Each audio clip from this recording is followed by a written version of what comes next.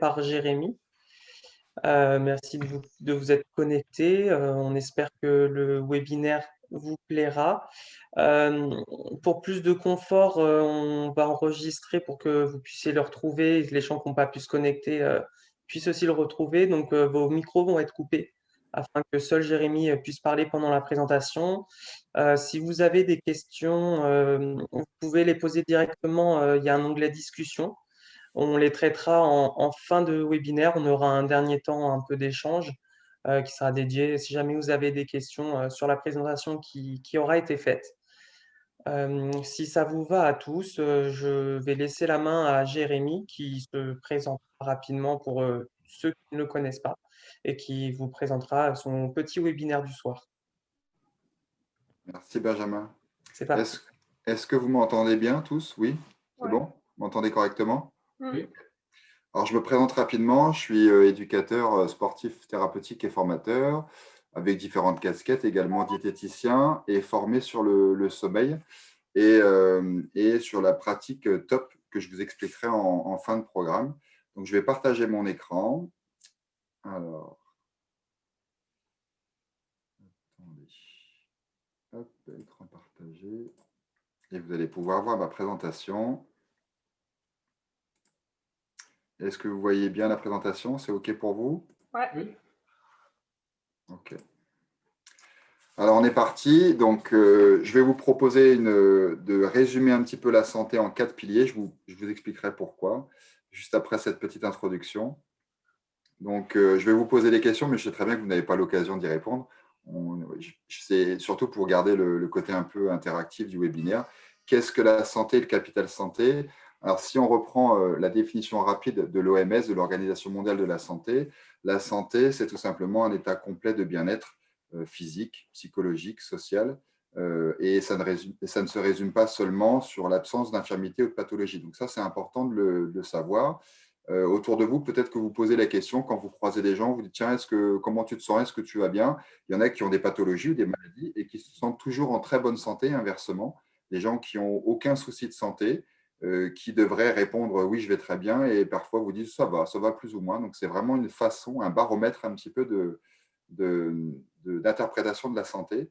Et le capital santé, alors pourquoi le mot capital? Je préfère insister sur ce mot capital parce que le capital, c'est ce qu'on a à la naissance, de manière génétique. Et l'objectif, ça va être de préserver son capital santé et peut-être de l'améliorer. Alors, en fonction des âges, en fonction des pathologies, en fonction de ce qu'on en fait autour de soi. Et c'est important d'avoir dans l'optique de mon capital, il est ce qu'il est, et il va falloir chercher à le préserver à défaut. Comment s'évalue la santé? Eh bien, on va le voir avec différents paramètres. Et puis, je vous proposerai à la fin un petit paramètre aussi qui sera assez subjectif. Et comment se faire accompagner pour votre programme si vous cherchez à améliorer votre santé et à vous servir de ce webinaire, et je l'espère, vous verrez, il y a beaucoup de conseils pratiques que je vais vous donner. Eh bien, j'espère que vous allez pouvoir les mettre facilement en place et vous faire peut-être accompagner. Alors, c'est pour ça qu'il y a justement ce que moi j'appelle des tuteurs de développement. Il y a le GDOS évidemment avec vous, il y a des coachs sportifs, il y a des professionnels de santé autour de vous, votre médecin traitant notamment, évidemment. Et il y a aussi ce que j'appelle moi des personnes repères, des personnes qui peut-être vous ont un petit peu aiguillé dans votre vie, des personnes de confiance, toujours de bons conseils. Eh bien, essayez de vous faire entourer de plusieurs tuteurs de développement pour après arriver à faire un petit peu votre recette de votre santé. Qu'est-ce qu'elle est, à quel niveau elle est et qu'est-ce que je vais en faire aujourd'hui. Voilà l'introduction sur laquelle je voulais appuyer avant de parler de la santé, que je vais non pas résumer en 3 dimensions biologiques, psychologiques et sociales, mais je vais m'appuyer sur les 4 piliers. Donc, les fondements de la bonne santé, c'est donc une activité physique suffisante, incluant évidemment l'activité sportive. En second lieu, nous verrons une bonne diététique, un sommeil réparateur, ça c'est important, c'est la base. Souvent, très souvent, on le met de côté. On se dit je dormirai bien ou suffisamment si j'ai le temps, et une préparation mentale adéquate, un petit peu comme un sportif de haut niveau ou un pilote de chasse de l'armée de l'air. Eh bien, vous allez un petit peu être votre propre sportif de haut niveau de votre corps et de votre santé psychologique et sociale.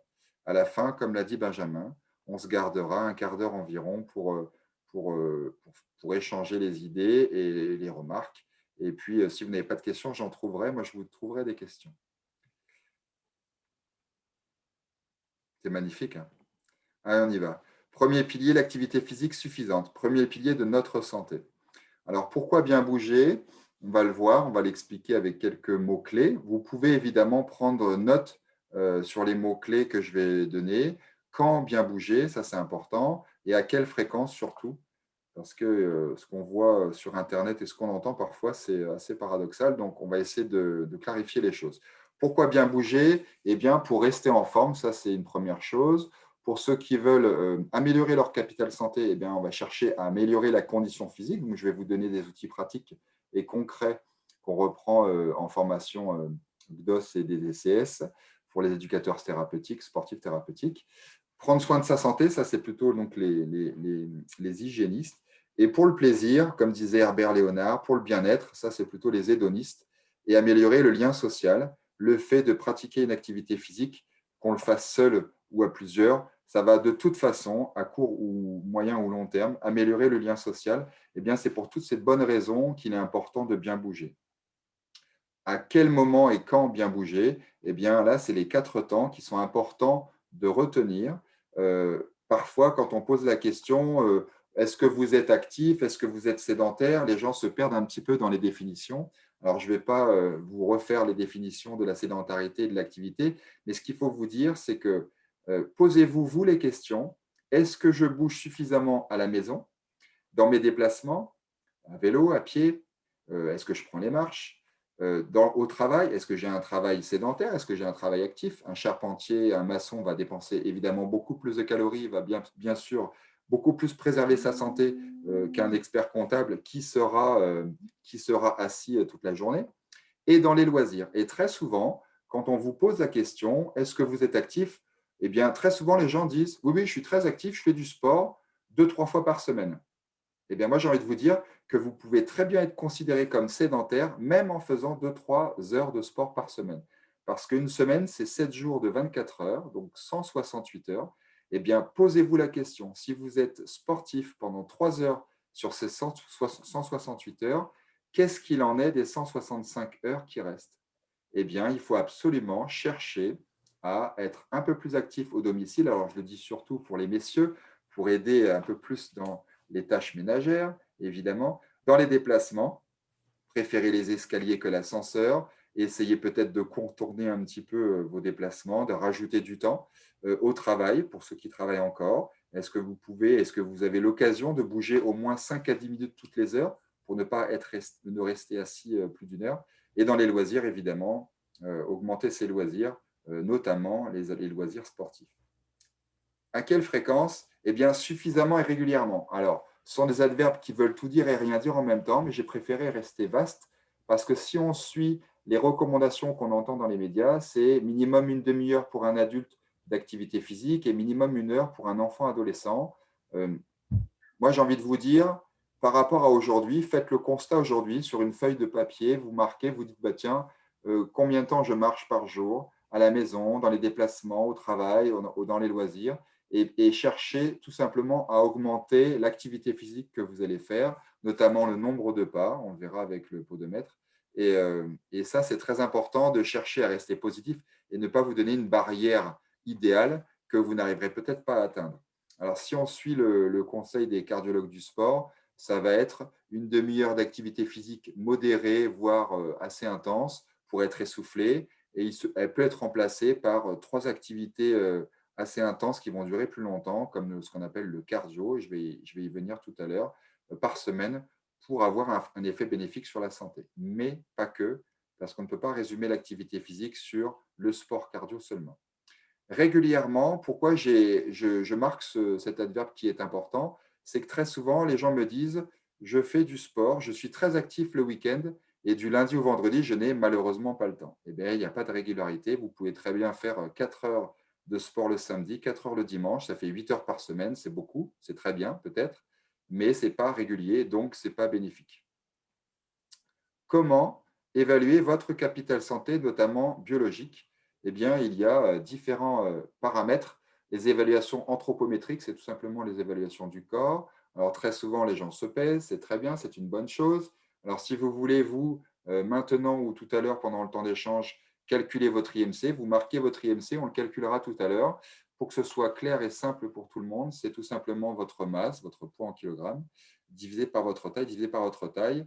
Et effectivement, vous avez des barèmes, hein, de surpoids ou d'obésité. Entre 18,5 et 25, vous êtes dans un IMC qu'on estime normal, que l'OMS estime normal. Entre 20 et 25, c'est pour les personnes de plus de 65 ans. Il faut être entre 20 et 25 pour avoir un IMC normal. À partir de 25, vous êtes considéré comme en surpoids ou une densité osseuse élevée ou une masse musculaire élevée ou un petit peu des trois ou deux des trois. Et à partir de 30, on parle d'obésité. Un IMC supérieur à 30, on parle d'obésité. Donc, c'est très bien de se peser. On peut le faire une fois, deux fois, trois fois, quatre fois par saison. On peut le faire une fois par semaine au plus souvent. Ne dépassez pas cette phobie et cette maladie peut-être de vous peser tous les jours. Faites-le au plus souvent une fois par semaine. Mais ce qui est très important, c'est d'avoir ce tour de taille. Je vais mesurer le tour de taille. Alors, on peut le mesurer avec un mètre ruban. On préférera le mettre au niveau du nombril, à peu de choses près, c'est précisément entre le milieu de la crête iliaque, entre la crête iliaque, donc l'os de la hanche, et la dernière côte flottante. Il y a un espace de quelques centimètres. Et bien, vous passez votre mètre ruban à mi-hauteur. Et pour les dames, il s'agit d'avoir un tour de taille normal en dessous de 80 centimètres. Jusqu'à 87 centimètres, vous êtes ce qu'on appelle un tour de taille élevé, donc vous êtes en surpoids abdominal. Et à partir de 88 centimètres, mesdames, eh bien, on parle de tour de taille très élevé, donc d'obésité abdominale. Pour les hommes, moins de 94, on parle d'un tour de taille normal. Entre 94 et 101, on parle de tour de taille élevé, donc de surpoids abdominal. Et à partir de 101-102 centimètres, on va parler d'obésité abdominale. Donc ça, c'est important de le mesurer au moins une fois par saison, parce qu'on peut très bien prendre 1 centimètre de tour de taille par an. Au bout de 10 ans, au bout de 20 ans, je vous laisse faire le compte, on peut facilement partir d'un tour de taille normal et arriver à un tour de taille très élevé. Donc, attention à cette mesure. Alors, soit vous choisissez de mesurer votre tour de taille, soit vous choisissez tout simplement d'essayer un vêtement qui vous va assez serré de temps en temps et qui vous servira de repère. Alors, ne le lavez pas pour autant à 90 degrés toutes les semaines. Tour de taille, poids, ça c'est important de suivre ces deux facteurs. La mesure de la masse grasse, on peut le faire avec des balances à impédance métrie qu'on a souvent chez les diététiciens nutritionnistes ou dans certains centres médicaux. C'est plus ou moins fiable parce qu'il y a certains critères à respecter. Et il y a également la pince à pli cutané. Sachez-le, si un jour vous êtes suivi dans un centre expert ou de sportif, eh bien, vous aurez très souvent cette pince à pli cutané qui vous donnera la masse grasse. Et également le bilan médical. Au gré d'un bilan sanguin notamment, votre médecin traitant vous dira comment se situe votre santé et sur quels paramètres il faut faire attention. Au niveau de l'activité physique, comment évaluer son activité physique? Je vous propose deux choses. Je vous propose soit de vous acheter un podomètre dans les magasins de sport ou de randonnée, ou alors de mesurer le nombre de pas dans la journée que vous allez faire avec votre téléphone du matin au soir. L'idéal, c'est de le faire sur au moins une semaine et de faire une moyenne journalière. Par exemple, si lundi, vous faites 3000 pas, le mardi 10 000, etc., jusqu'au dimanche, eh bien, vous faites la somme de ces nombres de pas quotidiens que vous avez fait du lundi au dimanche et vous divisez par 7 et vous avez ainsi une moyenne de votre niveau d'activité physique par la marche, par jour donc. Et en dessous de 5000 pas, on est considéré malheureusement comme sédentaire. Et à partir de 10 000 pas, on est considéré comme actif. Entre les deux, eh bien, on va dire que vous êtes faiblement actif ou moyennement actif ou plus ou moins actif. Donc ça, c'est important de savoir où on se trouve et petit à petit d'augmenter ce nombre de pas semaine en semaine. Et vous avez également différents questionnaires qui sont intéressants de répondre, auxquels ils sont intéressants de répondre, notamment celui de Ritchie et Gagnon. Vous pouvez les avoir sur Internet, le questionnaire de Ritchie et Gagnon, et vous remplissez quelques questions et vous aurez un total de points et vous verrez si vous êtes considéré comme actif ou inactif. Voilà un petit peu comment évaluer votre capital santé biologique. Tour de taille, poids, surtout à contrôler, à défaut au moins une fois par saison.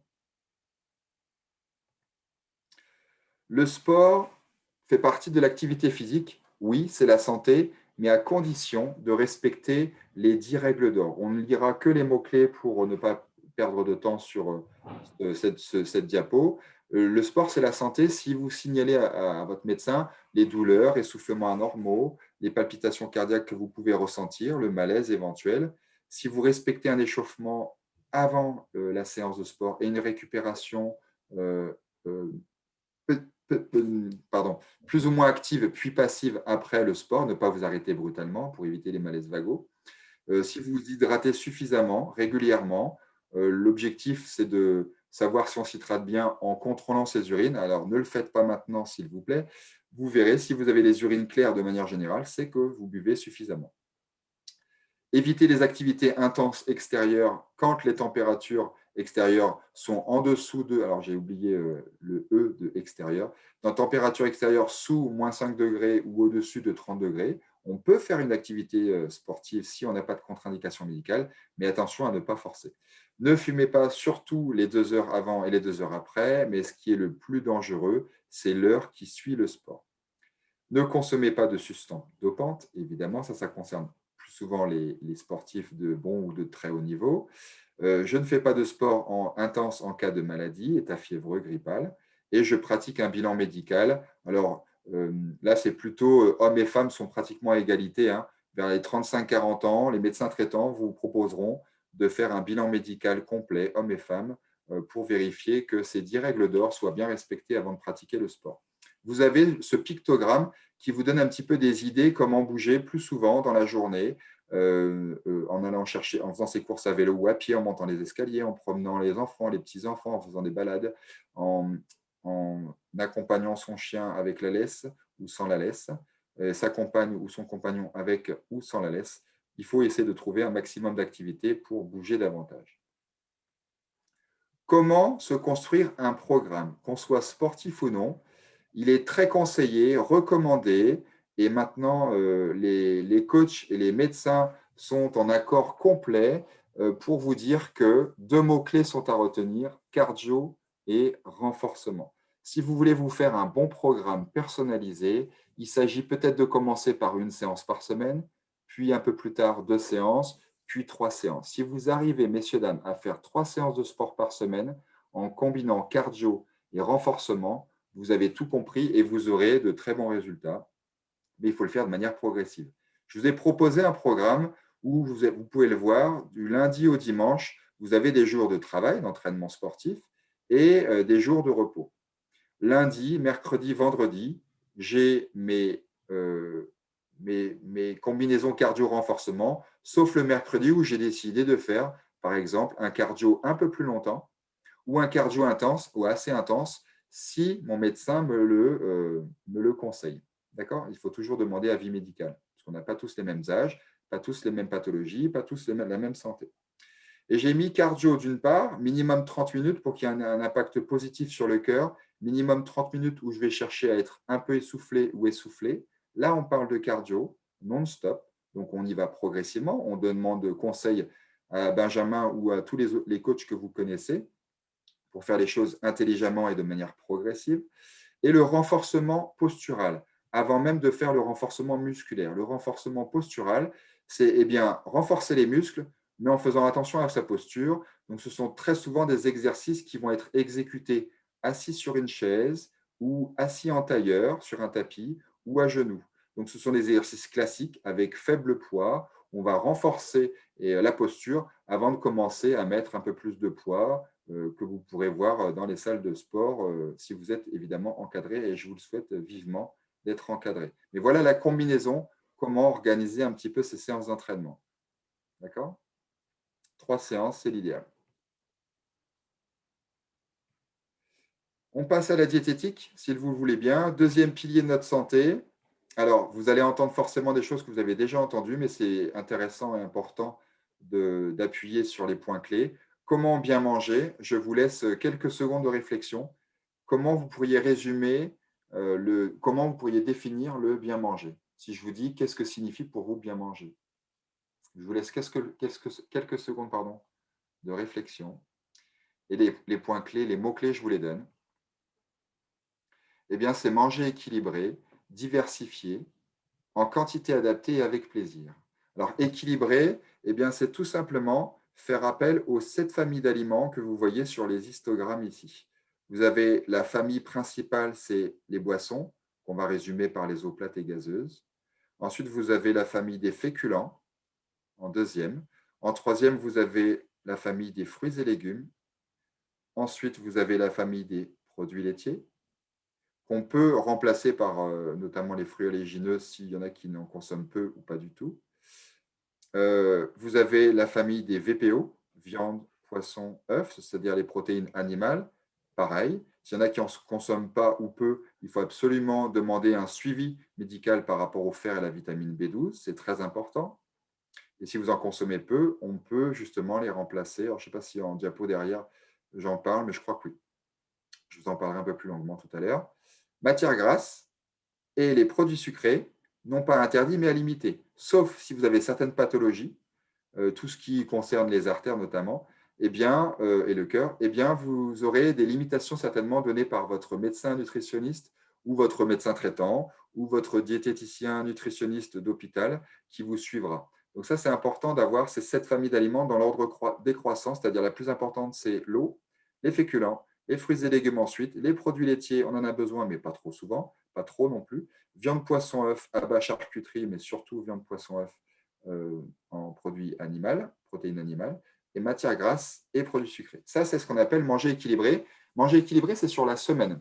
On a 21 repas, si on mange 3 fois par jour. Et bien, sur les 21 repas, il faut se poser la question, est-ce que je mange équilibré? Si vous faites plaisir 1, 2, 3 repas par semaine, ce n'est pas bien grave. Si vous faites des écarts à chaque repas, oui, effectivement, on va peut-être vous dire que vous ne mangez pas équilibré. Si vous mangez un féculent tous les 3 jours, on va vous dire que vous ne mangez pas équilibré.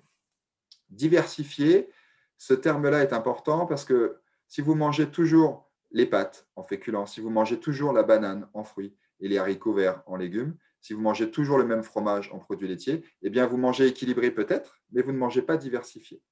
Et justement, pour apporter tout ce qui est minéraux, antioxydants et vitamines, eh bien c'est important de varier votre alimentation au sein même des familles.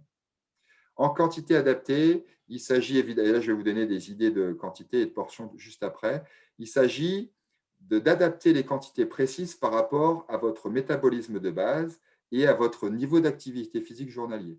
Si vous bougez beaucoup, vos quantités seront forcément un peu plus importantes que la personne qui ne bouge pas. Si vous êtes jeune par rapport à une personne âgée, vos besoins seront plus importants. Si vous êtes un homme par rapport à une femme, vos besoins seront plus importants. Si vous êtes musclé, vos besoins seront plus importants. Si votre poids est élevé, vos besoins seront plus importants. Donc les quantités sont adaptées en fonction de chacun. Et avec plaisir, alors il s'agit bien de manger équilibré, diversifié en quantité adaptée, mais il ne faut surtout pas omettre la notion de plaisir pour garder cette notion de bien manger pérenne. Très important de garder ce côté durabilité. Je mange bien équilibré, diversifié, en quantité adaptée à mes besoins. Et donc, il s'agit de manger doucement, en plus de 20 minutes minimum le midi et le soir, pour laisser le temps de la gastrine. C'est une hormone sécrétée par l'estomac, dans l'antre de l'estomac, pour arriver au cerveau et vous dire « je suis rassasié ». Donc, c'est très important de prendre le temps de mâcher et de faire limite un concours de lenteur au sein de la famille. Le premier qui a fini a perdu et remplira le lave-vaisselle, par exemple. Il faut bien trouver des astuces pour ne rien faire. Le rythme est de repas, 3 repas par jour si vous voyez les 3 bulles, ou 3 repas et un goûter. Effectivement, en fonction des pathologies, on peut arriver à 5 ou 6 prises alimentaires par jour, mais ça, c'est des cas particuliers qui doivent être traités avec votre médecin ou votre diététicien nutritionniste. D'accord? De l'eau régulièrement, c'est, pour vous donner un ordre d'idée, c'est à peu près 6 à 8 verres d'eau par jour. Alors, si vous buvez du café, du thé, du lait, du jus d'orange, il faut le compter en quantité de liquide. Donc, vous le comptez évidemment dans l'apport d'eau que cela vous amène. D'accord? Une portion de féculents. Vous m'entendez toujours? Parce que je vois que mon diaporama, mais je ne vois plus. Oui. C'est OK? OK. Une portion de féculents à chaque repas. Ne bannissez pas les féculents. Gardez vos féculents matin, midi, soir, surtout pour les diabétiques, pour apporter de l'énergie qui va durer et privilégiez plutôt les féculents semi-complets ou complets, plutôt que la baguette ou la tradition classique. 5 portions de fruits et légumes par jour, précisément, c'est 5 portions de 80 grammes. Alors, pour résumer, c'est 400 grammes de fruits et légumes par jour, 2 plus 3 ou 3 plus 2. en gros, pour avoir assez de vitamine C, il est conseillé par tous les diététiciens nutritionnistes d'avoir 2 à 3 fruits par jour. Si vous êtes à 2 fruits ou 3 fruits par jour, c'est très bien. Au-delà, le sucre du fruit, qui est le fructose, va se transformer en glucose comme le sucre du saccharose, dans le sucre, dans les pâtisseries, dans les produits sucrés. Et ça va faire monter la glycémie à peu de choses près, pas de manière identique, parce que vous avez des fibres, mais vous allez apporter trop de sucre. C'est pour ça qu'il faut limiter à 2 ou 3 fruits par jour. Un fruit, par exemple, c'est une banane, une pomme, une poire, une orange, deux, trois clémentines, une douzaine de cerises. Voilà, vous avez en gros l'équivalent d'un fruit. D'accord? Un fruit complet qui fait 150 grammes, donc qui nous apporte 2 portions. Alors, pour ne pas vous perdre dans l'histoire des portions, si vous vous dites le midi et le soir, j'essaie d'apporter des légumes crus ou cuits, j'ai l'un ou l'autre, le midi et le soir, et que vous avez 2 fruits par jour, eh bien, vous arriverez largement à ces 400 grammes de fruits et légumes. 1 à 2 portions de viande, poisson, œuf par jour, c'est concrètement 150 grammes à 200 grammes. N'oubliez pas que les œufs sont de très bonnes sources de protéines animales avec du bon gras. Donc, n'hésitez pas à apporter 1 fois par jour ou 2 fois viande, poisson, œuf. Et pour ceux qui ne veulent pas apporter de viande, poisson, œuf le soir ou qui n'en estiment pas un vrai besoin, n'hésitez pas à vous orienter sur les combinaisons légumes secs céréales comme riz, lentilles, maïs, haricots rouges.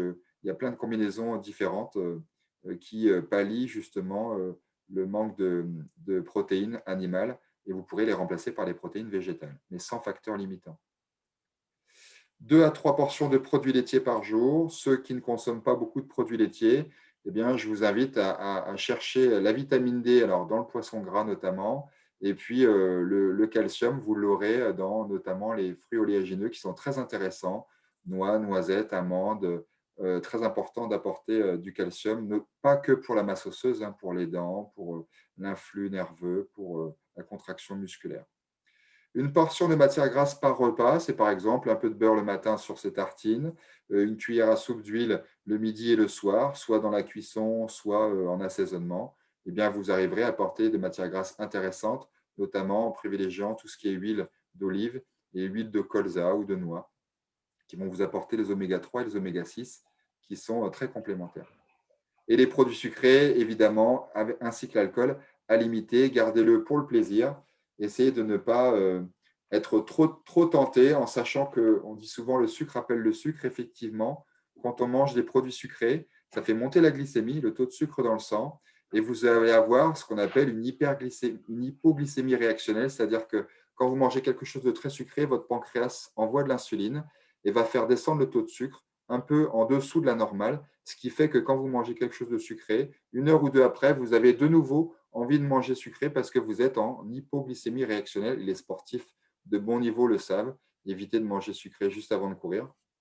Donc pour cela, je vous invite à diluer un petit peu vos produits sucrés, alors si ce sont des jus, ou alors à manger par exemple la pâtisserie de la semaine que vous voulez garder en plaisir, eh bien préférez-la en fin de repas, elle sera mangée au bol alimentaire, mélangée pardon, au bol alimentaire, et surtout pas la prendre à 16 heures isolée, de manière isolée.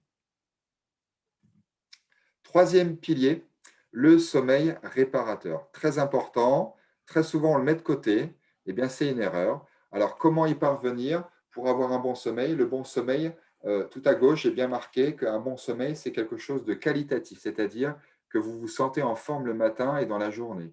En quantité suffisante, on va le voir avec la notion des cycles, et de manière régulière, c'est-à-dire que tout comme l'activité physique, tout comme la diététique, il ne s'agit pas d'être actif 2 jours par semaine, il ne s'agit pas de bien dormir que 2 ou 3 jours par semaine, il s'agit de dormir très souvent, en qualité, régulièrement et en quantité suffisante. Voilà ce qu'est un bon sommeil.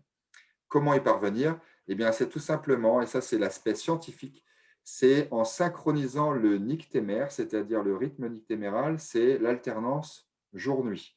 C'est précisément 24 heures et 6 minutes, c'est ce qui correspond à une rotation de la Terre sur elle-même.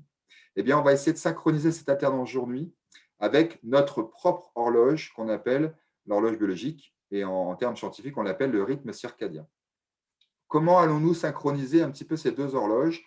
Parce que l'horloge biologique, pour chacun, elle fait entre 23 heures et 25 heures. Elle fait plus ou moins 24 heures. Alors, pour les personnes qui ont une horloge biologique de 24 heures, il est très souvent facile de se caler quand on change d'heure, d'autres ont plus de mal. Eh bien, c'est tout simplement lié à cette horloge biologique. Chaque horloge biologique ne fait pas 24 heures. On a l'expérience de Michel Siffre en 1962. J'étais devant ma télé dans le canapé quand je voyais Michel Siffre, spéléologue, qui sortait après des semaines d'enfermement dans ces grottes dans les Alpes, me semble-t-il. Je ne suis pas né en 62 ni avant, je plaisantais, c'était une blague pour capter votre attention. Eh bien, les scientifiques du sommeil se sont penchés là-dessus et là, on a prouvé évidemment que notre horloge biologique ne fait pas 24 heures. Donc, pour synchroniser notre horloge biologique sur l'alternance jour-nuit de la Terre, il y a ces 4 facteurs qui sont très, très importants, notamment le plus important, et c'est pour ça que je l'ai marqué en gros, c'est la lumière. Il faut s'exposer à la lumière le plus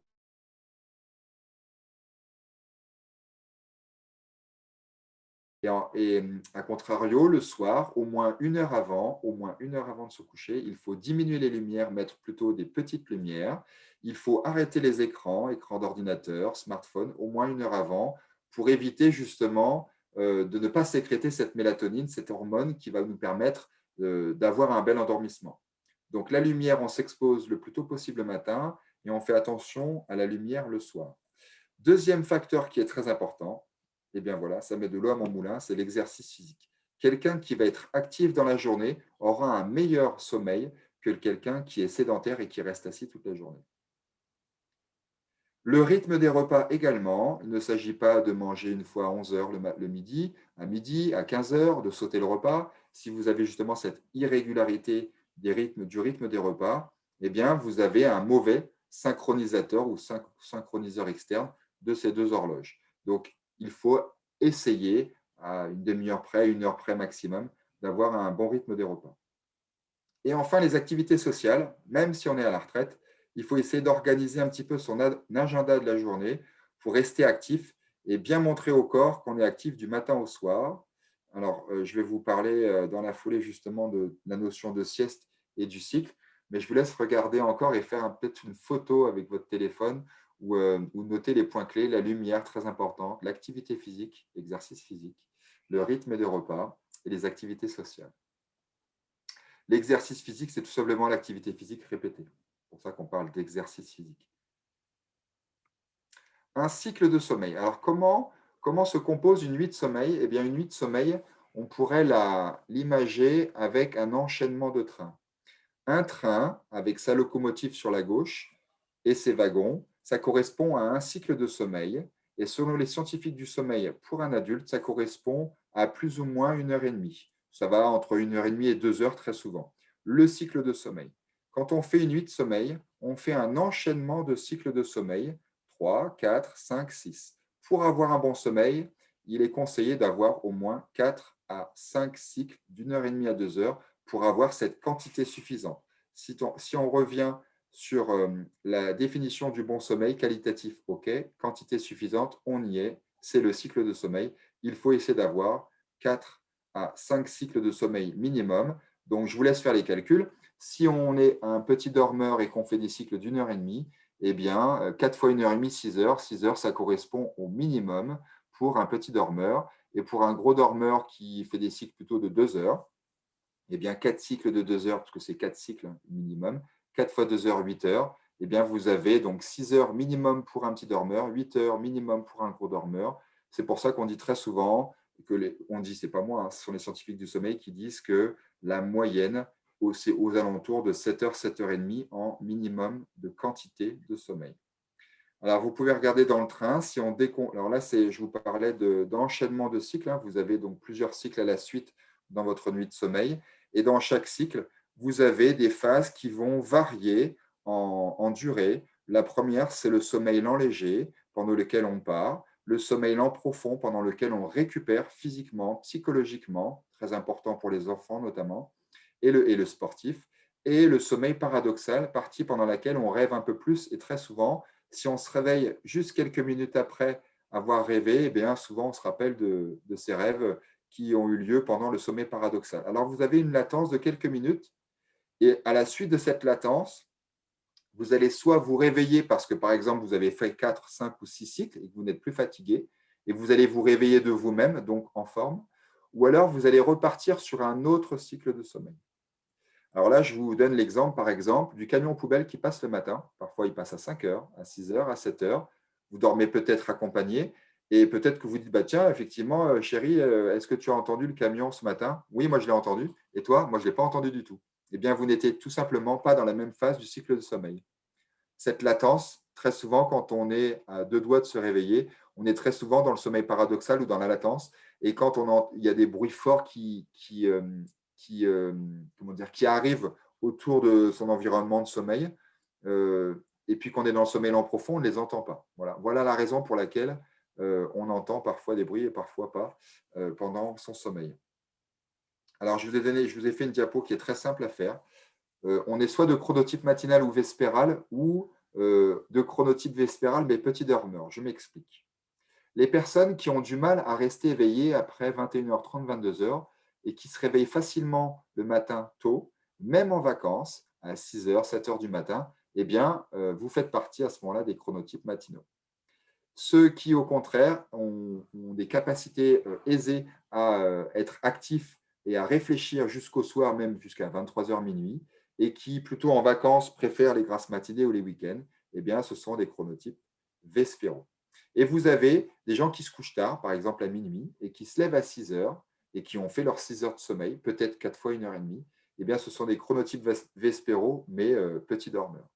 Donc, moi, je vous invite dans les jours à venir de marquer un petit peu sur un carnet à quelle heure vous observez vos bâillements. Alors, il faut être attentif à plusieurs signes. Alors, je vais vous donner plein de conseils. Il faut être attentif notamment aux signes d'hypovigilance. Alors, je ne sais pas si je l'ai marqué. Non, je ne l'ai pas marqué. Réunir les conditions favorables tout en bas à gauche. Voilà un des bons conseils que je vous donnerai pour bien dormir. C'est réunir les conditions favorables, c'est observer la lumière le matin, donc s'exposer à la lumière le matin naturel le plus tôt possible, diminuer la lumière le soir, diminuer le son, les bruits, parler plus doucement, moins fort, avoir un environnement favorable pour bien dormir et évidemment, pourquoi je parlais de ça? J'ai perdu le fil. Voilà. Et je vous invite à observer les signes d'hypovigilance. Les signes d'hypovigilance vont arriver pour tout le monde entre 20h et minuit. Les signes d'hypovigilance sont le bâillement, les yeux qui piquent, sauf si vous revenez de la piscine, la tête lourde, difficulté à se concentrer. Eh bien, ces signes, quand vous les observez, par exemple, on va partir sur un exemple simple, vous les observez vers 21h30, vous êtes en train de regarder votre télé, vous dites, bah, tiens, j'ai envie d'aller jusqu'au bout du programme télévisé. Eh bien, dites-vous que 21h30 plus un cycle, ces signes vont encore revenir 1h30, 2 heures après, puisque après le prochain cycle, le prochain train, eh bien, vers 23h, 23h30, vous aurez de nouveau ces signes d'hypovigilance qui vont arriver. Et là, il vous est vivement conseillé d'aller au lit dans les quelques minutes qui suivent ces signes d'hypovigilance pour trouver le sommeil tout de suite et ne pas tourner dans le lit pendant 3 quarts d'heure. Si vous tournez dans le lit 3 quarts d'heure, peut-être que vous allez au milieu d'un cycle et que le train est passé. Donc là, vous n'avez pas ces signes d'hypovigilance qui sont arrivés il y a 3 quarts d'heure et vous allez tourner dans le lit et ne pas trouver le sommeil. Donc ça, c'est important de réunir les conditions favorables. Connaître et respecter son chronotype tout en haut à gauche, évidemment, c'est le côté matin ou soir. Il est conseillé de se lever toujours à la même heure, sauf pour les chronotypes vespéraux. Apparemment, ça ne dérangerait pas de faire quelques grasses matinées de temps en temps et de décaler cette heure de lever pour les chronotypes vespéraux. Connaître ses besoins et ses cycles, c'est pour ça que je vous dis de noter un petit peu à quelle heure vous vous couchez, à quelle heure vous vous levez, et faites un petit peu le calcul et voyez si c'est en divisant par 4, par 5, si vous tombez sur 1h30, 1h40, 1h50, et vous arriverez à identifier votre cycle de sommeil.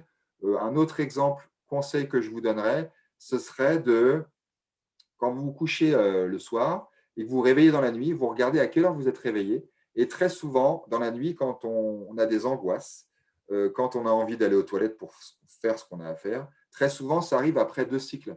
Donc, si vous vous couchez par exemple à minuit et que dans la nuit, vous vous réveillez à 3h30 pour aller aux toilettes, eh bien, entre minuit et 3h30 se sont écoulés 3h30. Donc, peut-être et apparemment 2 cycles de 1h45. Parce que si vous divisez 3h30 par 1, ça fait 3h30. C'est trop long pour faire un cycle. Par 2, ça fait 1h45. Si je divise 3h30 par 3, ça me fait 1h10. Vraisemblablement, ça paraît trop court pour faire un cycle. Donc, en faisant cette expérience plusieurs fois, vous arriverez à identifier la durée de votre cycle et multiplié par 4, vous arriverez à trouver vos besoins minimum pour votre nuit de sommeil. Respecter la règle des cycles, ben, c'est ce que je vous ai dit, c'est être attentif aux signes d'hypovigilance. Rembourser la dette de sommeil quand on le peut, en se couchant plus tôt, et éventuellement en faisant une sieste qui va être conseillée entre midi et 15 heures. Alors, je n'ai pas dit de midi à 15 heures, entre midi et 15 heures, qui va durer entre 10 et 30 minutes. C'est pour ça qu'on vous conseille souvent de faire environ 20 minutes, comme Salvador Dali qui, qui tenait sa cuillère en or quand il faisait sa sieste et quand il se réveillait, la cuillère tombait par terre parce qu'il passait du sommeil lent léger au sommeil lent profond. Et pour rester justement dans le sommeil lent léger, dans la première phase, il est conseillé de ne pas dépasser 30 minutes de sieste. Donc ça, c'est très important. Si vous avez besoin, mettez un réveil, mais ne faites pas des siestes qui durent plus de 30 minutes, sinon vous allez vous réveiller au milieu d'un cycle, vous allez déphaser, vous allez désorganiser cette synchronisation nictémaire et rythme circadien. Pas d'économie de sommeil est possible encore. Voilà, il n'y a pas après, à ma connaissance, par rapport à mes formations, je ne connais pas de technique d'économie de sommeil. Passons maintenant sur le dernier pilier, peut-être le plus important. Moi, j'ai envie de vous dire oui, le plus important parce que tout part de la tête. J'aurais beau vous dire, moi ou n'importe qui, vous donner les clés de la réussite, les clés d'une bonne santé. Si psychologiquement, vous n'êtes pas en phase avec ce qu'il faut faire, si votre environnement n'est pas favorable avec l'application de ces conseils, eh bien, on passe à côté. Il faut absolument vous préparer mentalement pour, comme un peu un sportif de haut niveau qui va se préparer pour sa compétition. Comment, posez-vous la question, comment vous allez peut-être arriver à appliquer tous les conseils que je vous ai donnés? Eh bien, en vous préparant psychologiquement. Et en vous préparant psychologiquement, mentalement, eh bien, je vous invite à noter plus tard vos objectifs. Quels sont vos objectifs de vie? Est-ce que vous avez des objectifs de sport? Est-ce que vous avez des objectifs personnels, professionnels, d'amélioration de la maison? Essayez de noter vos objectifs. Ensuite, posez-vous la question sur le degré de votre motivation. Est-ce que votre motivation est absente tout le temps? Là, on va parler d'amotivation, en un mot, l'absence de motivation. Moi, j'en connais. Je connais des personnes qui sont amotivées. Je connais des personnes qui sont motivées de manière extrinsèque, c'est-à-dire si le médecin vous dit demain, Madame, vous avez le diabète, il va falloir faire attention à l'alimentation, donc je vais vous envoyer vers le diététicien nutritionniste. Ou alors, également, je vais vous recommander de faire un certain type de travail qu'on appelle le cardio tous les 2 jours pour avoir un impact sur votre glycémie. Sinon, si vous ne faites pas ça, eh bien, votre espérance de vie va fortement diminuer. Eh bien là, vous allez le faire, mais vous serez motivé parce que ça vient de l'extérieur. C'est une motivation extrinsèque. Donc, il va falloir chercher, et même si cette motivation est extrinsèque au départ, ce n'est pas grave. Déjà, il y a une motivation, c'est important. Il va falloir vous l'approprier.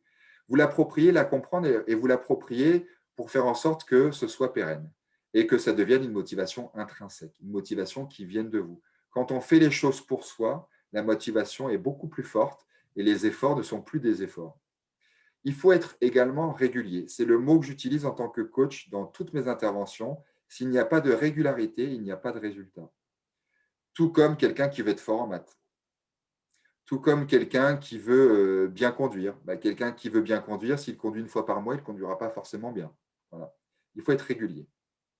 Il faut également identifier les obstacles. Les obstacles peuvent venir de vous-même, ils peuvent être physiques, ils peuvent être liés à l'environnement. Si vous avez un conjoint qui vous dit bah, Bernard, tu as 55 ans, tu n'as jamais fait de sport de ta vie, ce n'est pas maintenant que tu vas t'y mettre, ça devient un obstacle. Il va falloir essayer de balayer l'obstacle. Je n'ai pas dit de balayer le conjoint ou la conjointe. Hein. Je ne veux pas avoir de divorce sur le dos. Mais il faut essayer d'identifier les obstacles, c'est très, très important. Parce qu'il va falloir les contourner, sauter par-dessus, peut-être foncer dedans, mais on y laissera de l'énergie, des plumes. Mais essayez d'identifier vos obstacles. C'est très, très important d'être clairvoyant et d'être honnête avec vous-même. Et enfin, de cultiver la confiance et l'estime de soi. Et pour cultiver la confiance et l'estime de soi, il faut réaliser des choses. Alors, ça me donne l'occasion de vous parler de la pyramide de Maslow, qui est un théoricien du XXe siècle, je ne sais pas s'il est encore vivant. Maslow, qui a résumé un petit peu les besoins. Nous, êtres humains, nous sommes des personnes qui avons besoin, des besoins physiologiques, c'est la base de la pyramide. Alors, vous pouvez lire, hein, j'ai faim, j'ai soif, le besoin de reproduction, la respiration, le sommeil, l'élimination des déchets, etc. Ce sont des besoins auxquels on ne peut pas y échapper. Les besoins de sécurité, l'environnement stable, par exemple quelqu'un qui va choisir un métier où le revenu est régulier, surtout en période de Covid, là, forcément, on est dedans.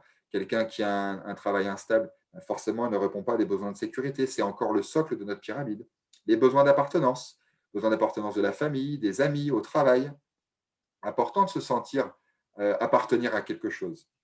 Les besoins d'estime, est-ce que je suis reconnu? Est-ce que je suis apprécié? Est-ce que moi, je m'estime? Est-ce que, aux yeux des personnes que j'aime et qui m'entourent, est-ce que je suis estimé? C'est très important parce que très souvent, il y a des gens qui n'arrivent jamais à trouver la motivation, qui échouent à chaque fois dans leur prise de décision quand ils se lancent un objectif parce ils ont un grand manque d'estime d'eux-mêmes déjà. Et le besoin d'accomplissement, tout en haut, en petit. Besoin d'accomplissement, c'est le besoin de réalisation. Je me fixe un objectif, je réussis. Je me fixe un objectif, j'échoue. Est-ce que j'échoue ou est-ce que plutôt je peux transformer ce terme qui peut être péjoratif en me disant, eh bien, je n'ai pas échoué, j'ai juste fait un essai. Un peu comme le sauteur en longueur. Le sauteur en longueur, il a 3 essais. Celui qui va en finale, il a 3 essais supplémentaires. Et parfois, les champions font leur meilleure performance au 5e ou au 6e. Est-ce qu'on parle d'échec avant? Je ne pense pas. Essayez de voir plutôt la vie comme des essais et pas des échecs. Pour atteindre quoi? Eh bien, forcément, l'accomplissement, la cible. Votre cible. Alors, vous voyez en bas à droite le pictogramme, il y a eu des paliers, on a été régulier, on a peut-être été intelligent, on s'est fait accompagner par les tuteurs de développement pour se fixer des objectifs intermédiaires, ces étapes, un petit peu ces marches intermédiaires. Alors, la personne qui est vous, en blanc, vous avez réussi à atteindre l'objectif, mais ça vous a beaucoup coûté entre la dernière marche verte, l'avant-dernière marche verte et la dernière. Parce que vous avez peut-être oublié, peut-être été impatient, vous auriez pu tomber. Vous avez une marche rouge qui est trop basse. Donc, à vous de mettre les étapes intermédiaires nécessaires pour que ce soit moins coûteux et pour que vous puissiez atteindre votre objectif ou vos objectifs. Alors, il faut se poser des questions. Il faut que je réponde à des besoins. Quels sont mes besoins? Et je vous propose un acronyme qui est simple à retenir. C'est risque. Alors, sans risque, justement, on va se fixer un objectif sans risque, mais on va l'appeler risque. Un objectif réalisable pour vous, c'est-à-dire à votre portée. Intéressant, il ne faut pas que ça intéresse votre voisin ou votre conjoint, mais vous, ça vous intéresse vous. Il faut qu'il soit simple et il faut qu'il soit palpable, concret. Voilà. Ce que je vous propose, c'est de réfléchir à un ou plusieurs objectifs que vous pourriez vous fixer cette année, en 2021. Risque, réalisable, intéressant, simple et concret. En évidemment en listant les obstacles, parce qu'il y en aura de toute façon, et en prévoyant les étapes intermédiaires nécessaires pour parvenir à l'étape finale, la réussite. Alors faites donc le point de vos moyens à disposition, les capacités, vos capacités physiques, intellectuelles et autres, le temps que vous pouvez y consacrer, l'énergie, le plaisir et la motivation, et essayer de monter ce curseur. Est-ce que vous pouvez avoir un soutien? Ce serait bien, surtout dans les temps difficiles. Est-ce que vous pouvez augmenter votre confiance en vous et le renforcement positif et surtout apprendre à gérer votre stress? Le stress est humain. Le stress est vital. Ce n'est pas négatif. C'est une mauvaise gestion du stress qui est négative. Alors, moi, j'ai eu la chance d'avoir fait plus de 20 ans dans l'armée de l'air et d'avoir été formé dans les TOP et j'ai refait un diplôme de praticien TOP, technique d'optimisation du potentiel, qui ont été inventés dans l'armée de l'air dans les années 90 par le docteur Perrault. Alors, voilà, je fais le petit, c'est joli, hein, le petit avion qui passe. Ça a été inventé précisément pour les pilotes de chasse et ça a été répandu. Et là, il y a des formations qui existent pour tous les corps de métier. J'ai fait ma formation donc récente, cette mise à jour qui était pour moi essentielle, avec des coachs sportifs, des coachs de développement personnel, avec des psychologues, avec des psychiatres également qui étaient dans la formation. Et en fait, je ne sais pas si on aura l'occasion, Nathalie nous le dira tout à l'heure ou Benjamin, mais peut-être qu'on aura l'occasion de se refaire un webinaire sur la gestion du stress où justement je vous proposerai plusieurs techniques parce qu'il y a à peu près 18 techniques qui existent. C'est en fait une boîte à outils qui reprend un petit peu tout ce qu'on voit et tout ce qu'il y a autour de nous, c'est-à-dire le mouvement zen, la sophrologie, le yoga, la relaxation de Jacobson. Il y a plein de techniques qui existent et qui ont été le meilleur et le côté pratique a été pris de chaque technique pour en faire des outils. Ces 18 techniques qui ont 3 buts, soit se dynamiser quand il y a besoin de se dynamiser, quand on est complètement apathique parce qu'on est très stressé et que le stress nous submerge, ou tout simplement besoin de se réguler, ou de se relaxer quand on s'énerve au volant ou quand il y a un événement négatif autour de soi.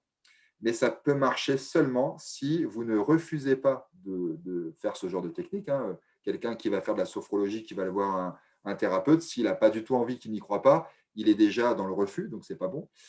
Si vous n'avez pas d'objectif, ben, forcément, ça ne vous apportera pas grand-chose. Et si les personnes ont des troubles psy, eh bien, évidemment, on ne conseille pas ces techniques qui doivent rester dans le côté pédagogique et non thérapeutique pour le coup. Donc, je le fais, j'ai la chance de le faire à Chanteloup. Grâce au GDOS, on le fait à chaque fin de séance, tous les vendredis. On fait un petit quart d'heure de différentes techniques basées notamment sur la respiration et puis après sur l'imagerie mentale. Donc voilà, moi je vous propose peut-être un jour qu'on se rencontre et on verra. Alors j'ai fait 48 minutes au lieu de 45. Je ne suis pas trop mal. J'ai un petit débit qui a été assez rapide. J'espère que je n'ai perdu personne en cours de route. Je vais enlever le partage d'écran de manière à vous récupérer.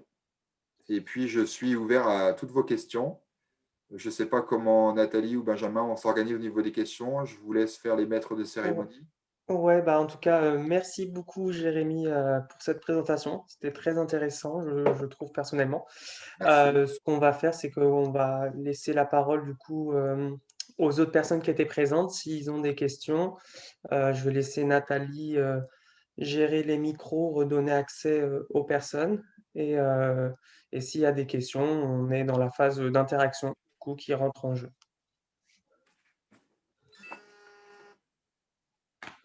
Ah, j'ai cassé l'ambiance. Il n'y a pas de questions. Non, C'est Si vous ça. n'avez pas de questions, moi Vas-y, j'en aurai Patricia. des questions. Je vous écoute. Vas-y, Patricia, tu as une question. ça concerne, à mon avis, ça me concerne que moi, mais c'est pas grave.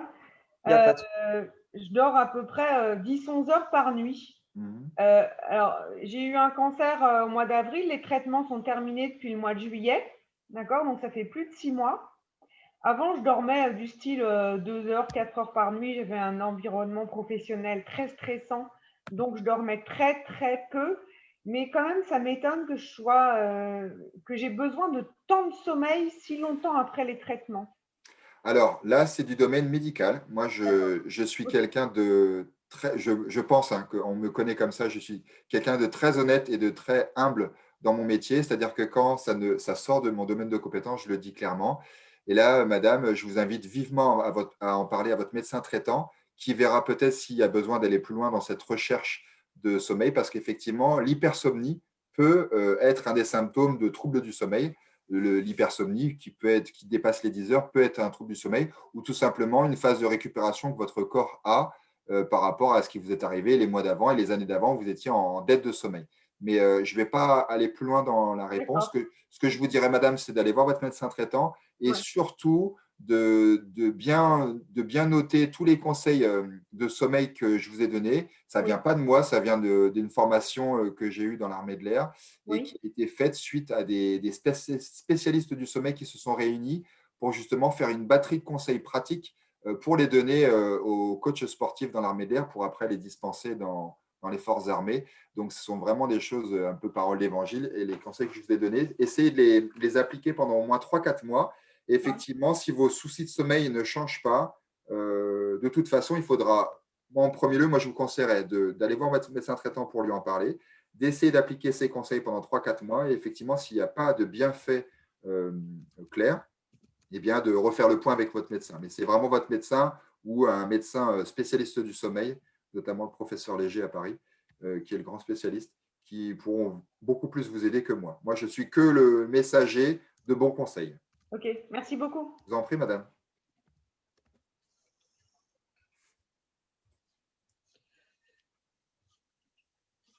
D'autres questions? Je ne sais pas. Si vous avez des questions, levez la main, on vous remettra le micro. Si vous n'avez pas de questions, moi, je vais vous en poser. Ouais. Alors, moi, j'ai une question à vous poser. Vous pouvez répondre ou non, ou vous interroger et le garder pour vous. Qu'est-ce que vous avez retenu de cette présentation qui vous a donné peut-être une motivation pour agir? Je suis très curieux de savoir si aujourd'hui, au vu de cette présentation, certainement que j'ai certainement dit beaucoup de choses que vous avez déjà entendues, mais si elle a été source de motivation ce soir, j'aimerais savoir pourquoi, à votre avis, Et qu'est-ce qui a été source de motivation aujourd'hui? Qu'est-ce que vous avez envie d'appliquer aujourd'hui que vous n'avez pas fait avant? C'est la question que je vous pose. Hein? Belle question, belle dissertation. Vous avez 4 heures. Non, il y a quelque chose qui est pas mal, je trouve. Bon, le reste, moi, je connaissais quelques petites choses quand même, notamment sur la diététique, le sommeil, etc. Mais c'est par exemple l'idée de se fixer un objectif réalisable pour l'année. Je trouve que c'est bien, quoi. Moi, en ce moment, moi, je suis un peu comme tout le monde. Enfin, c'est la fin de l'hiver, bof, le moral moyen. Et je pense que ça peut être positif de se dire, bon, bah, à partir de maintenant, faut que je me trouve une activité que j'aime bien faire. Ça va me faire du bien. On va y aller par paliers. Et puis, ça peut être que bénéfique pour le moral, parce que s'il n'y a pas le moral, le reste, c'est compliqué parfois. Technique de fixation d'objectifs. Très Ouais. bien. Mais n'oubliez pas, Patricia, de lister les obstacles que vous aurez en travers du chemin. Et les obstacles, parfois, c'est un manque de temps ou un manque d'organisation. Parfois, il y a des gens qui me disent bah, j'ai pas le temps de faire du sport. Et moi, je vous dis bah, non. Là, par contre, cette phrase, je ne peux pas l'entendre. Même des PDG très haut placés ont le temps de faire du sport et je vous le garantis parce que j'en connais. Et à partir du moment où on arrive à trouver du temps, ça peut être 5-10 minutes. En 5-10 minutes, je vous assure qu'en 5 minutes, je peux vous faire une bonne séance d'abdos, même pour des sportifs. Et en 5 minutes, les sportifs sont secs. On peut très bien faire 5 à 10 minutes, par exemple, de renforcement des jambes le lundi. Le mardi, 5 à 10 minutes de cardio dans sa chambre avant d'aller à la douche, etc. 5-10 minutes d'abdos. Et on peut trouver des petits temps comme ça dans la journée pour faire du sport, si évidemment, peut-être, on n'a pas le temps d'avoir 1 heure cumulée. Merci. De rien. Francis, le Alors, micro. ouais, vous avez les micros coupés. N'oubliez pas, avant de parler, de mettre vos micros sur on. Alors, peut-être que c'est Nathalie qui doit remettre la. Ouais, je sais pas, moi, j'ai pas la main. C'est à Nathalie. Parce que les micros sont coupés et peut-être que c'est de la part de Nathalie, sauf si elle est partie cuisiner. Nathalie? Est-ce que tu m'entends là? Oui, je t'entends. Oui, Juste, je voulais juste insister sur ce que tu as déjà très bien insisté, mais sur le fait que la pratique de l'activité physique, si vous voulez vraiment en avoir des bienfaits, il faut la faire tous les jours, voire tous les 2 jours. Et pourquoi? Est-ce que quelqu'un sait pourquoi? Rendez-vous dentiste a été vraiment séminaire. Et j'ai quelqu'un qui vient de temps en temps me remplacer, que j'ai une fois trouvé. Et si tu veux. Non, je vais vous donner la réponse. En fait, c'est que si vous faites de l'activité physique, comme Jérémy a dit, pendant au moins 30 minutes à 40 minutes, vous allez sécréter pas mal de substances qui sont bénéfiques pour vous. Alors, tous ces antioxydants, tous ces endomorphines, etc., ont une durée de vie dans l'organisme de 24 à 48 heures. Donc, si vous faites que du sport le week-end, ben, vous n'aurez pas les bienfaits de l'activité physique sur votre santé. Donc, c'est bien de pratiquer régulièrement. Et pour les personnes qui ont un cancer, on essaye de le faire le plus souvent parce que c'est là où on peut leur faire sécréter des substances qui vont l'aider à lutter contre la fatigue de la chimio et à avoir peut-être moins de récidive que les autres. Donc voilà, je voulais réinsister beaucoup sur ce volet de régularité, de pratiquer l'activité physique. Voilà. Francis, pour ceux qui ne le connaissent pas, Francis est médecin et formateur. Hein. Il a été médecin au PSG et formateur des DCS. Non, mais si, pour que voilà, c'est ce que tu dis, c'est très important et ça vient de la part d'un médecin expérimenté. C'est pas important. J'ai des gens à 5 heures pour être tranquille. Donc pas de questions, pas d'interrogations. Oui, j'ai entendu quelqu'un commencer à parler. Non, c'est Gérard. Gérard. J'avais déjà fait une séance avec toi comme ça, et puis c'est vrai que tous les jours, le matin, je fais à peu près 5-10 minutes, un peu de renforcement, tout ça avant de boire mon café ou en tant que ça chauffe. Je fais toujours un petit peu, et puis je marche tous les jours, et puis je prends les escaliers quand je peux, tout le temps, ce que tu avais dit, et puis comme ça. Hein. Ouais. Par contre, des fois, j'ai du mal, c'est quand j'ai faim, j'ai à résister.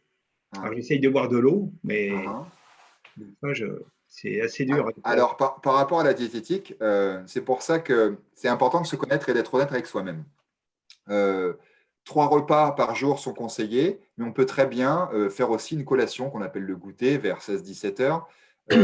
Donc, on peut passer à 4 prises par jour. Cette 4e prise, elle est très souvent conseillée pour les enfants adolescents, pour les sportifs, pour les seniors et aussi pour les gourmands. Moi, je rajoute pour les gourmands parce que j'en fais partie des gourmands. Et le fait d'avoir un goûter vers 16-17 heures, ça permet de couper un petit peu la faim et d'éviter de se jeter sur les placards le soir et de faire un carnage et de manger de trop grandes quantités. Donc, c'est important. Vous pouvez très bien avoir cette notion de 4 prises alimentaires.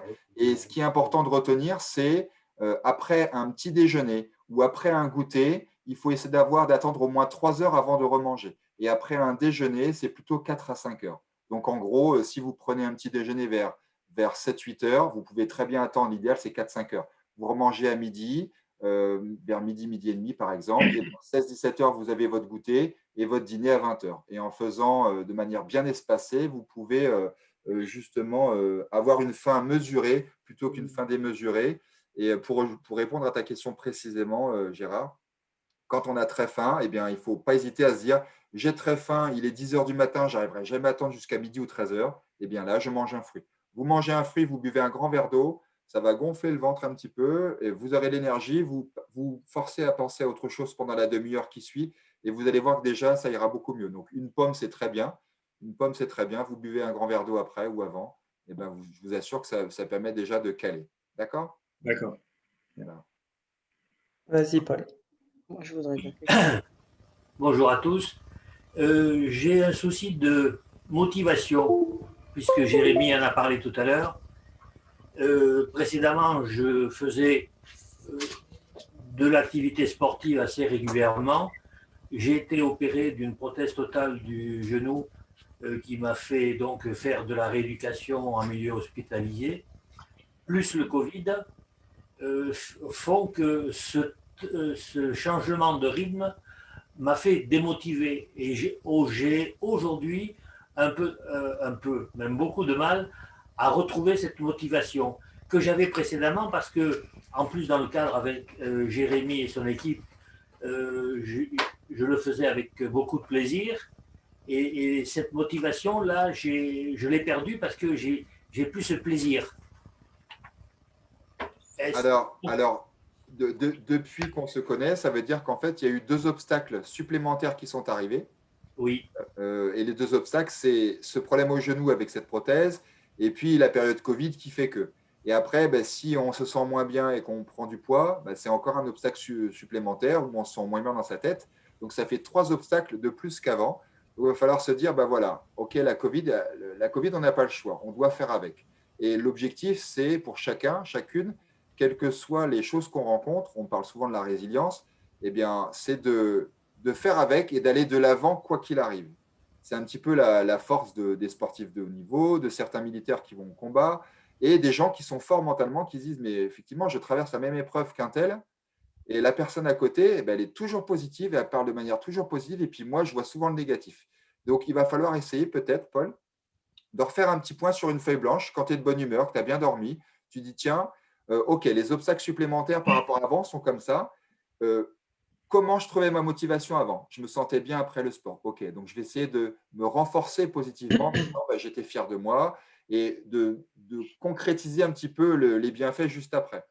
J'ai besoin de quoi? J'y allais avec un ami ou une amie à Poissy ou à Chanteloup. Il va falloir que je me retrouve un partenaire pour faire une activité physique. OK, j'avais des objectifs avant, là, j'en ai plus. Peut-être trouver un objectif, te dire par exemple, mon plaisir, ce serait de faire une balade en forêt pendant 1 heure avec mes petits-enfants. Mais pouvoir faire une balade pendant 1 heure avec mes petits-enfants, c'est de ne pas avoir mal au genou. Donc, pour ne pas avoir mal au genou, il faut que je fasse du vélo, il faut que je fasse du cardio, du renforcement. Et si j'arrive à faire tout ça, je pourrais faire une balade et profiter pleinement avec mes petits-enfants et peut-être courir après le ballon avec eux. Tu vois? Il faut essayer que tu essaies de gratter un petit peu autour de toi ce qui gravite et qui te fait plaisir. Ça peut être les enfants, ça peut être madame, ça peut être un objectif de voyage où tu dis j'aimerais bien faire une balade en Corse, mais il faudra marcher un petit peu dans 1 an ou dans 2 ans. Essaie de te trouver des petits objectifs à court terme en tout cas et à moyen et long terme. Et puis, les notions de plaisir autour de toi, tu as forcément dans ta vie, dans la semaine ou dans le mois, des moments qui te remplissent de joie. Eh bien, il faut que tu essaies de les améliorer et de les augmenter et surtout de t'en servir comme des armes pour être plus motivé. C'est pas évident, hein, mais ça se travaille. Hein.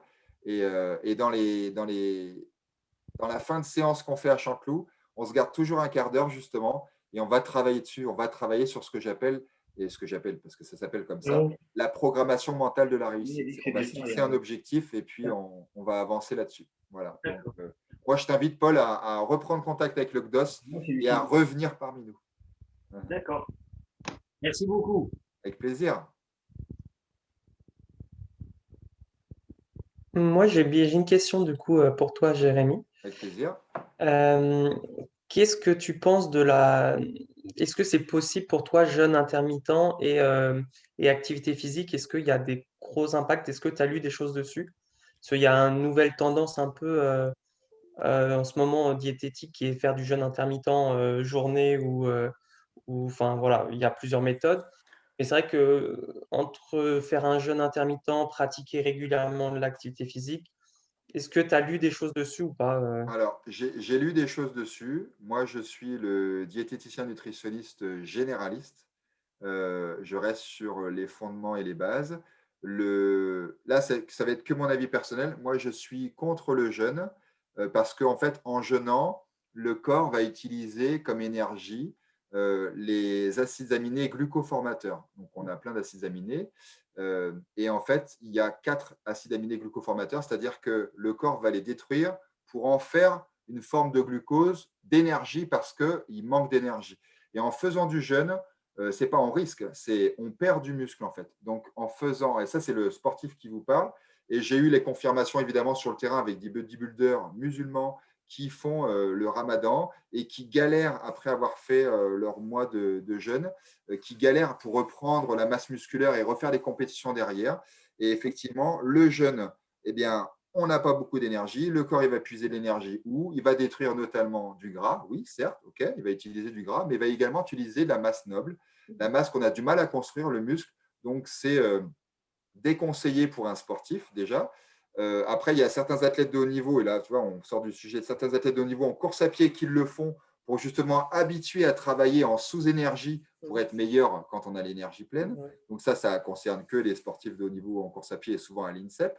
Et puis après, j'ai envie de te dire aussi que cette forme-là, s'il y en a qui veulent l'essayer ou qui ne sont pas convaincus de ce que je suis en train de dire, je vous conseille vivement, au niveau santé, de vous faire suivre par un médecin ou quelqu'un de santé et de ne pas le faire en disant bah, « tiens, j'ai lu ça dans le journal, je vais le faire ». Et en plus, si vous faites du sport, vous risquez les malaises hypoglycémiques. Donc, faites attention à ça. Moi, c'est le conseil de coach sportif, je vous dirais non, parce qu'on va détruire la masse noble, le muscle, et on en a besoin pour garder le métabolisme de base. Et vous risquez les malaises hypoglycémiques, c'est sûr.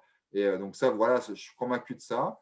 Après, au niveau diététique, est-ce que c'est une manière de couper un peu l'appétit, de réduire l'estomac pour avoir moins faim après et de manger moins en quantité? Certainement, mais il y a quand même des risques. Après, je laisserai la parole à Francis. Si Francis, tu veux contredire ce que je dis ou rajouter des choses, tu es libre.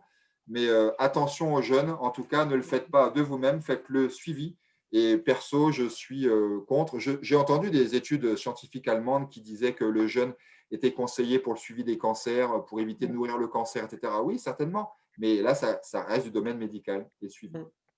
Ouais, ok. Francis, ton micro. Il a encore coupé ton micro, Francis. Je vais juste te dire une chose.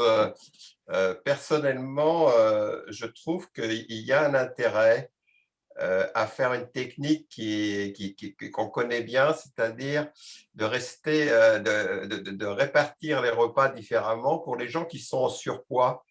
Et ça, je trouve que quand on fait une période de jeûne qu'on va dire quotidien, c'est-à-dire que tu restes de 6 heures ou 7 heures du soir jusqu'au lendemain midi sans manger, en buvant bien sûr, et que tu fais que 2 repas à calories égales par rapport aux gens qui font 3 ou voire 4 repas, eh ben, tu ne vas pas prendre de poids par rapport aux autres.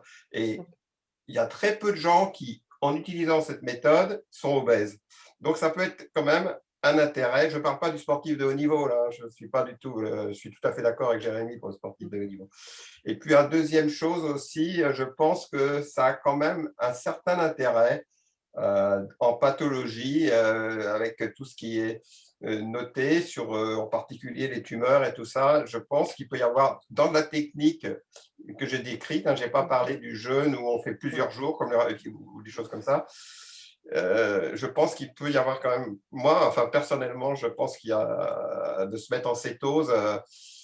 Il y a des tas de gens qui vous disent, des PDG et tout ça, qui vous disent que quand ils se mettent en cétose comme ça, ils sont 3 fois plus performants intellectuellement. Et c'est vrai, parce que les corps cétoniques, bon, enfin là, je suis un peu technique pour tout le monde, mais voilà, je ne mettrai pas le jeûne complètement à la poubelle. Par contre, pour un sportif de haut niveau et pour une activité physique, ce n'est pas se mettre dans des bonnes conditions, c'est évident. Voilà ce que je pense un peu, Jérémy. Je ne sais pas si tu… Oui, j'entends. Après, moi, la question que je me pose par rapport à s'il y a des obèses qui font ce genre de technique de jeûne intermittent, la question que je me pose, c'est qu'est-ce qu'il en est après, en reprenant une vie normale, parce qu'on ne peut pas, ad vitam aeternam, faire du jeûne intermittent. En reprenant une vie normale, est-ce qu'on ne reprend pas le poids comme avant? Et si on reprend le poids comme avant, et là, je vais aller sur un exemple simple de l'été, quelqu'un qui, je ne citerai pas de catégorie de personnes ou autre, mais des personnes qui me disent, et c'est arrivé très souvent, qui me disent j'ai perdu 8 kilos pour cet été, je suis très content, voilà, je suis très bien dans mon corps, etc. Et puis en septembre, j'ai refait des écarts et j'ai repris mes 8 kilos, bon, c'est pas bien grave. Eh bien, faux. Faux parce qu'en perdant 8 kilos, on va perdre du gras, de l'eau, du muscle, du glycogène. Et puis en reprenant ces 8 kilos rapidement, eh bien, on ne va pas reprendre autant de muscles qu'on avait avant. Donc au final, on va diminuer le métabolisme de base, c'est-à-dire les quantités de calories nécessaires pour le corps dans sa vie normale. Et vous allez justement, en faisant ça, c'est comme les régimes un petit peu, quand on perd du poids rapidement et qu'on reprend le même poids, eh ben, on n'a pas repris les mêmes compartiments dans le corps. Et justement, très souvent, les gens qui font ce genre de jeûne ou de régime perdent 8 kilos et reprennent 9, reperdent 6 kilos et reprennent 7, et ainsi de suite, parce que n'ont pas reconstruit suffisamment de masse musculaire et désynchronisent un petit peu le métabolisme au niveau diététique. Alors, moi, je voulais juste préciser, Jérémy, que c'était des gens qui ont une autre mode de vie et qui font ça pratiquement tout le temps. Et donc, ces gens-là, tu les vois très secs, ils ne perdent pas de poids, à calories égales, je dis bien, ils ne se restreignent pas. Ce n'est pas un régime, etc. C'est une autre manière de répartir ces repas. D'accord. Moi, j'en connais, et même je travaille avec des gens qui le font, et franchement, ils restent très, très… Alors, vu tout ce qu'ils mangent, si tu veux, voilà. Donc, ça peut être une idée pour quelqu'un qui est en surpoids et qui n'a pas d'hypoglycémie, et plutôt que de grignoter, de faire cette chose-là. Mais c'est certain que si tu fais ça et qu'après tu reprends des habitudes normales, ça ne peut pas marcher. Okay. Parfois, vous avez vu, on pose une question et la réponse, elle n'est pas aussi, elle peut pas se résumer en une phrase. C'est ça qui est délicat. Donc après, à chacun de bien comprendre le résumé et peut-être aussi d'éviter les interprétations, les raccourcis. Donc c'est pour ça qu'il y a souvent des désaccords ou des incompréhensions. Voilà. Pas d'autres questions? Michel, pas de questions? On croirait que tu es dans un laboratoire d'un professeur savant avec ton truc derrière. Non, j'ai pas de questions. J'ai juste envie de bouger un peu là, un peu plus, de faire attention un peu plus à ce que je mange. J'ai la parole un peu sifflante parce que j'ai perdu une dent devant là, ces jours-ci. Alors, la souris va passer. Les F passent un peu trop vite, tu vois. Il y a des trous d'air. Non, alors, je suis intéressé de ce que monsieur a dit juste avant, là, à savoir faire que 2 repas. Mais alors à ce moment-là, repas de midi, repas du soir, ou petit déjeuner, repas du soir? L'important, c'est si on fait cette technique-là, c'est la règle des 3. C'est-à-dire qu'on va rester les 2 tiers du temps à jeun et on va manger. Donc, par exemple, on peut manger vers 11h30. Vous allez refaire un repas vous pouvez même d'ailleurs prendre une collation à 16h si vous voulez. Vous allez faire un repas vers 18h30 et après, vous n'allez plus rien manger jusqu'au midi prochain. Et vous répartissez votre nombre de calories exactement identique par rapport à ce que vous mangez d'habitude. Vous verrez, si vous faites cette technique-là, je suis certain, non seulement vous n'allez pas prendre de poids, mais vous allez en perdre. Par contre, c'est pas Il faut évident. faire de l'activité physique, il faut continuer l'activité physique. Non, mais bien sûr, bien sûr. Ça, hein. Voilà. Bien sûr. Mais par contre, ça ne me semble pas évident de rester aussi longtemps Ah, ben de voilà. 18h30 à 11h30.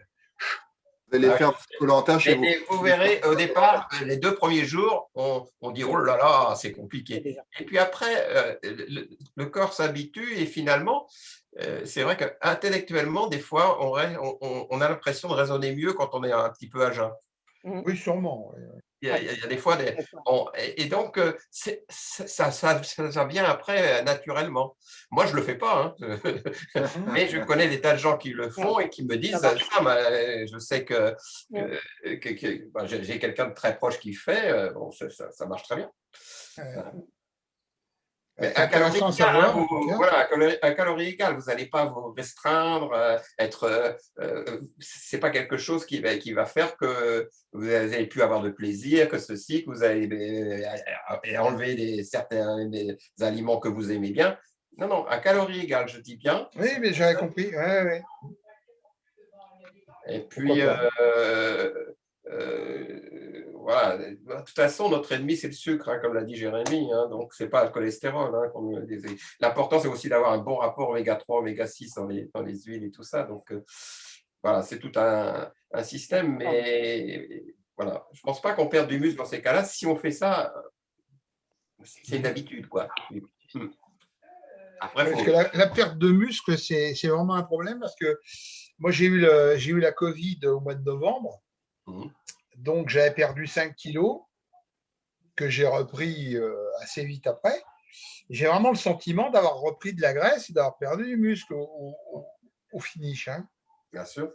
Donc, il faut refaire des séances de renforcement avec Benjamin et moi, Michel. Voilà. Et condamné. On est mariés encore pour quelques mois. Voilà.